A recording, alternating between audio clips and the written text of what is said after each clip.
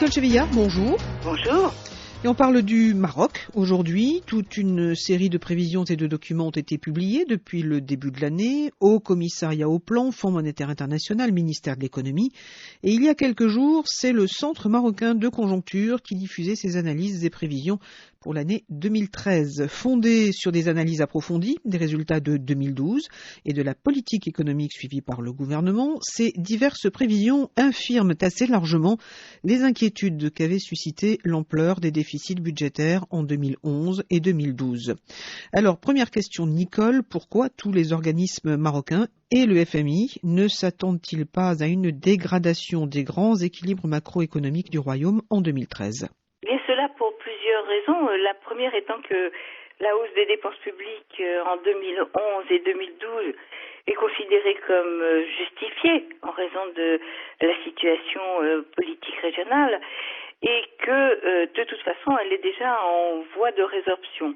Alors c'est vrai qu'en 2011, le déficit des finances publiques a frôlé les 7% du produit intérieur brut.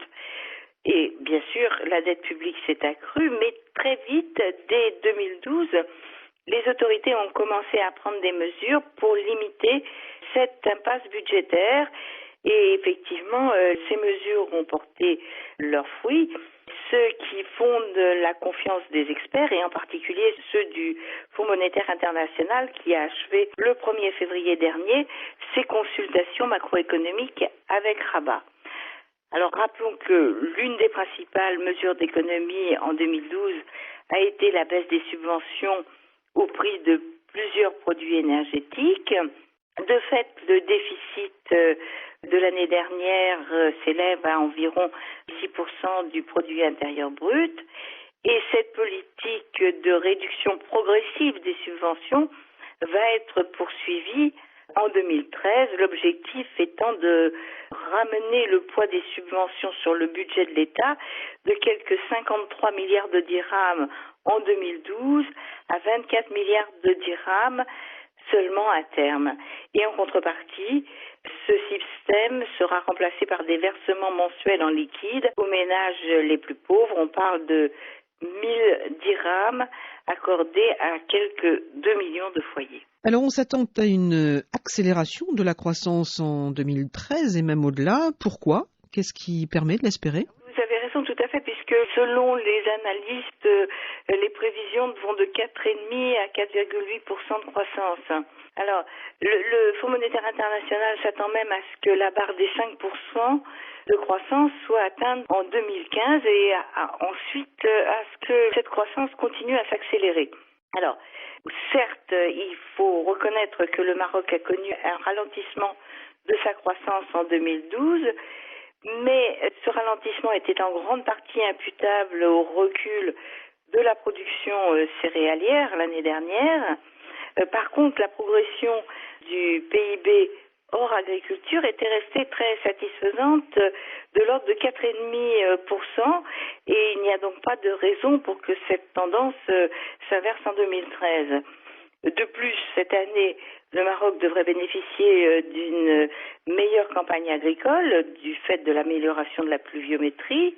Et puis dans le secteur du tourisme, l'Organisation mondiale du tourisme a fourni des anticipations qui laissent prévoir une certaine amélioration, au moins plus de 3 à 4% des arrivées cette année. Enfin, la demande intérieure est bien orientée grâce notamment à la hausse des crédits et à la consommation. L'inflation est restée modérée. Et puis, on note surtout une tendance à la hausse des investissements au Maroc, qui représente plus de 36% du produit intérieur brut, une proportion qui devrait également augmenter dans les années qui viennent.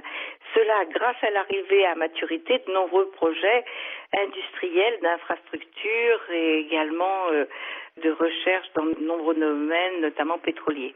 Donc des chiffres, des prévisions plutôt rassurantes, il n'en reste pas moins que l'économie marocaine souffre de faiblesses persistantes. Oui, tout à fait.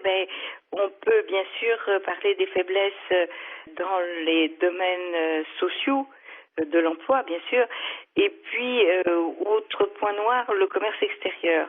Alors sur le plan social, en dépit de fortes améliorations ces 10 dernières années qui sont incontestables, c'est le chômage des jeunes qui demeure préoccupant, surtout dans l'arrière-pays et les régions les plus déshéritées. Alors la lutte contre la pauvreté, d'abord pour la création d'emplois et contre la pauvreté se poursuit à travers 2 types de mesures. D'une part, en améliorant l'accès aux services de santé et à l'éducation, et d'autre part, en réduisant les inégalités dans la distribution des revenus. C'est notamment ce dont on a parlé tout à l'heure, les versements directs en liquide aux familles les plus pauvres. Alors, sur le plan du commerce extérieur, on sait que la balance commerciale marocaine est structurellement déficitaire. Malheureusement, la situation ne va pas forcément s'améliorer avec l'accélération de la croissance parce que tous les grands projets qui sont en chantier et qui vont être lancés demandent des biens importés. Même s'il y a une hausse des exportations qui est attendue, il y aura également une hausse inéluctable des importations.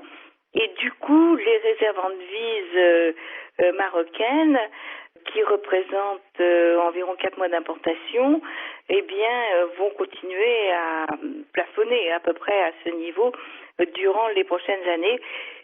C'est la principale fragilité de l'économie marocaine et c'est bien ce qui a conduit le gouvernement à conclure en août 2012 avec le Fonds monétaire international un accord dit LPL, c'est-à-dire ligne de précaution et de liquidité.